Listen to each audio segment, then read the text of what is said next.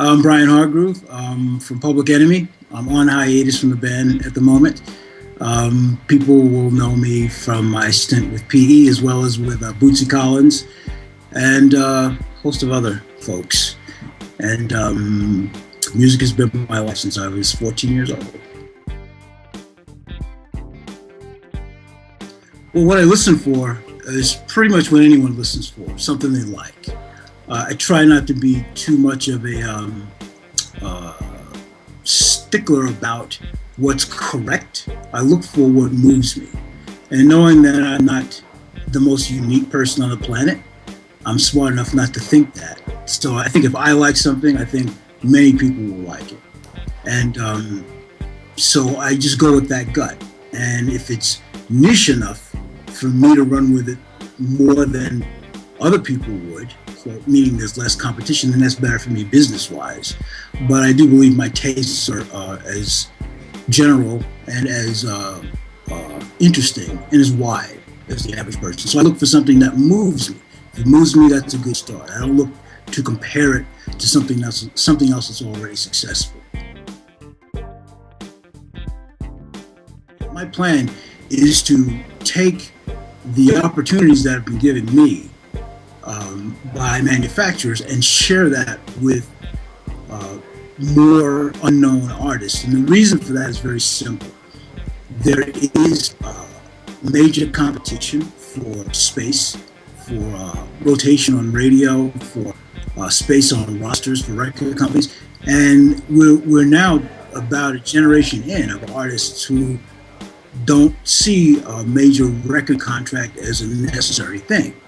So being that that's the case, the smarter ones of them realize that a support network is important, though. You can't just rely on a fan base because you can't necessarily access that fan base immediately. It takes some time to not only to build it, but once you build it, it then takes time to access it in a way that you can actually monetize. So I'm living proof of support from manufacturers actually helping me fund my activities. When I took my break from Public Enemy, which I'm still on now, I've been able to do things that would be too expensive for me to take on myself and justify the cost.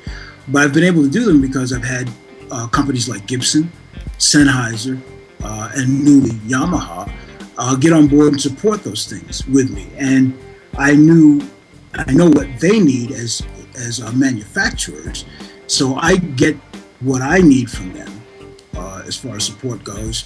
Not financial. I don't ask them for financial support. That's a hard pull from manufacturers. I ask for support that when they give it, they actually find themselves in front of a lot of potential customers. So I look for support. Like say for Gibson, I got the LA Gibson tour bus to take me to the Rock and Roll Hall of Fame celebrations that when Public Enemy was inducted, and that was extremely cost effective, and it was extremely good business for Gibson. And I do similar things with Sennheiser. So I'm looking to share that with artists because the more great art that's out there, the better our culture, the richer our culture is going to be, the more impactful it will be. It'll get back to being a culture of artistic impact, which we've sort of lost a little bit in the world.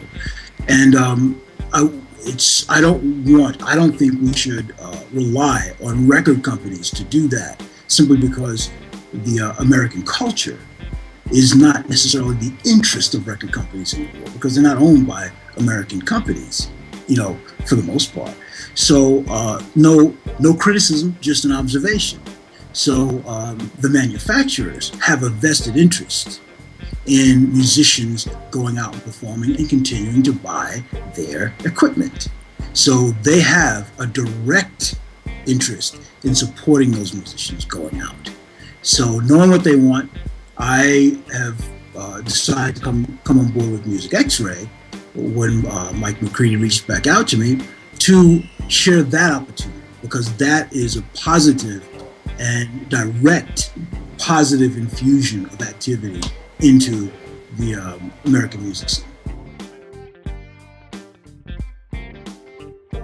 Music X-Ray makes sense to me for my business model, as I explained earlier, and quite frankly, Mike McCready sold it to me. When I spoke with Mike a couple of years ago when he first launched it, I came on board, but my schedule was a little bit too hectic to stay on top of it, so I had to pull out. When Mike recontacted me earlier this year, late last year, I was in this new business mode, and what Music X-Ray provides in its outreach and its infrastructure, its online structure, it made absolute sense to find artists that way. It made the lift a bit lighter for me, and I think Mike agreed that it's a good thing to do, this direction. So Music X-Ray, I can't imagine any other structure that would help me do this any easier.